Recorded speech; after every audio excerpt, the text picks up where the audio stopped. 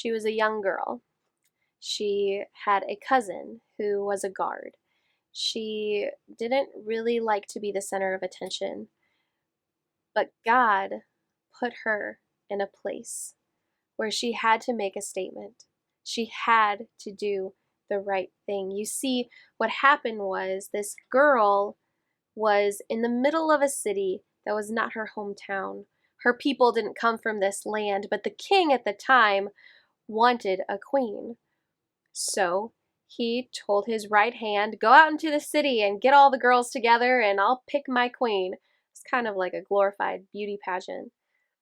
So she ended up winning. She ended up becoming the Queen of Persia. This was huge. She had so much power and yet so little power at the same time, because any woman, anyone actually, who would step into the presence of the king without being announced, without being invited, would surely die.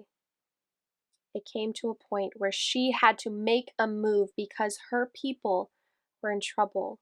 You see, the king's right hand was actually trying to attack her people, specifically targeting her cousin.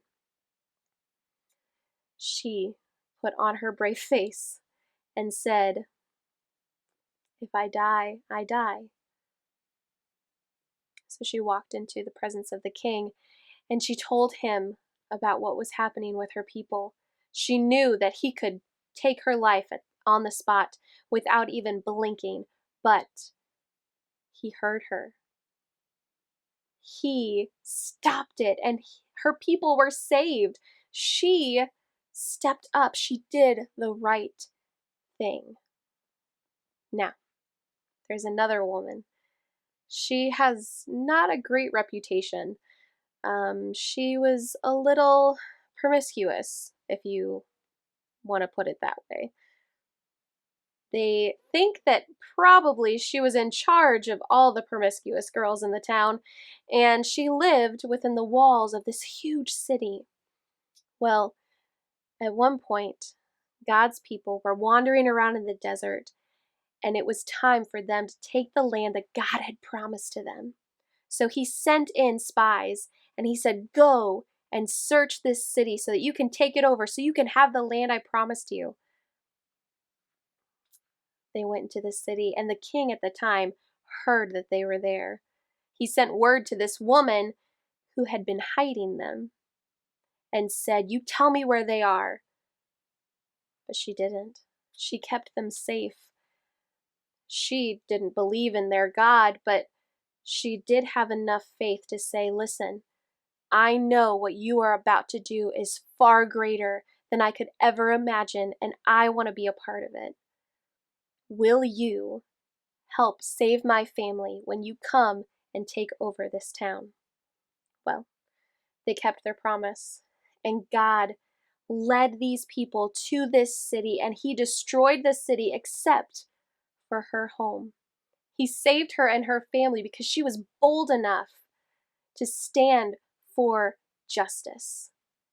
She wanted what was right, and that was to serve a God who was much more powerful than she could ever believe. These two women, Esther and Rahab, they are women of Scripture who have lived out righteousness and justice. Now, we live in a world where a lot of fists go up in the air for a lot of different reasons. You know, you offended me or you made me mad, and so we think that there should be justice because we are right. But the problem is, if we do not look at the one who defines righteousness and defines justice, then what do we have to stand on? You know, if we're fighting just to be right, are we actually going to win? If our right does not line up with God's righteousness, then does that make it right? If our justice does not line up with God's justice, does that make it just? Sometimes we need to examine the battles that we fight and figure out, okay, am I fighting this because it's the right thing to do, or am I fighting this because I think it's the right thing to do? Am I getting the glory, or is God getting the glory? These are all the things that we need to ask ourselves when we have conversations with people about who God is. Are we getting angry when they doubt?